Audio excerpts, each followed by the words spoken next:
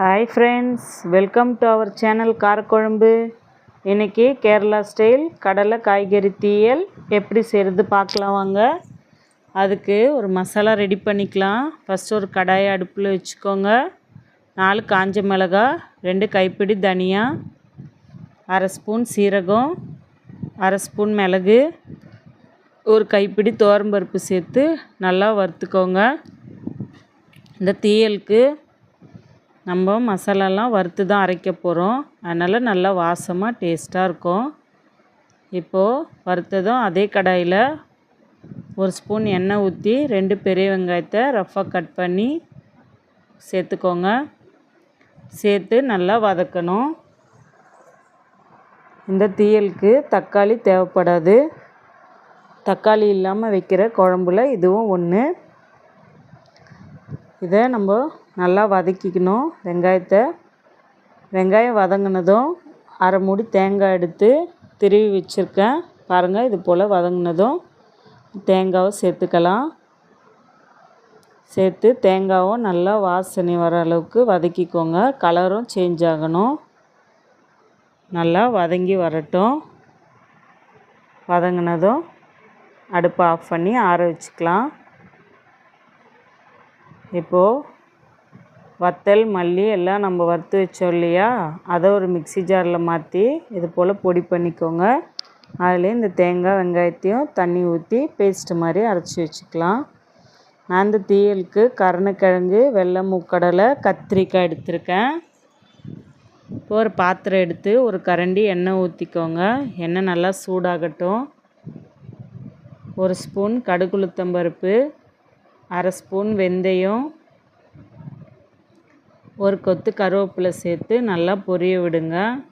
கடுகு நல்லா பொரியட்டும். கடுகு நல்லா பொரிஞ்சதும் நான் ஒரு 6 கத்திரிக்காய் எடுத்திருக்கேன், பெருசாக கட் பண்ணி வச்சுருக்கேன். அதையும் இதில் நம்ம சேர்த்துக்கலாம். கருணக்கிழங்க தண்ணி ஊற்றி மஞ்சத்தூள் உப்பு சேர்த்து 3/4 வேக்காடு வேக வச்சு தண்ணியை வடிகட்டி வச்சுருக்கேன். அதையும் இதில் சேர்த்துக்கலாம்.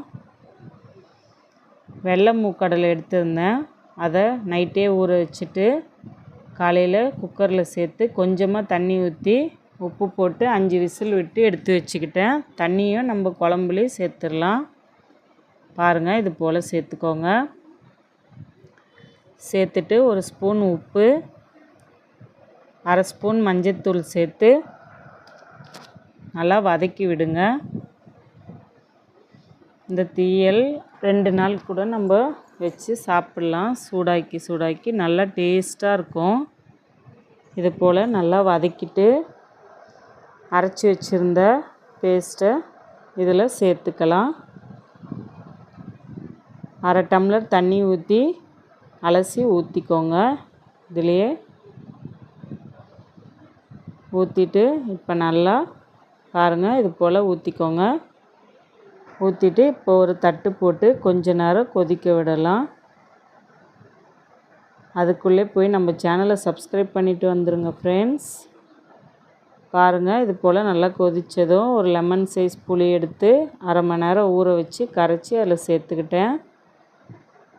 சேர்த்து நல்லா கலந்து விடுங்க. இப்போ இதுக்கு தேவையான அளவு தண்ணி சேர்த்துக்கலாம். நான் 1 டம்ளர் அளவு தண்ணி சேர்த்துக்கிட்டேன். கத்திரிக்காய் வேகத்துக்கு கொஞ்சமாக பெருங்காயத்தூள் சேர்த்து நல்லா மூடி போட்டுருங்க. இது போல் நல்லா கொதித்து வரணும்.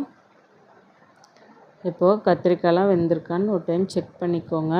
ஏன்னா கடலை கருணக்கிழங்குலாம் ஏற்கனவே கொஞ்சம் வெந்து தான் இருந்தது. அவ்வளோதான், இப்போ தீயல் ரெடி ஆகிடுச்சு. இதை பரிமாறலாம். ட்ரை பண்ணி பாருங்கள் ஃப்ரெண்ட்ஸ். பாய்.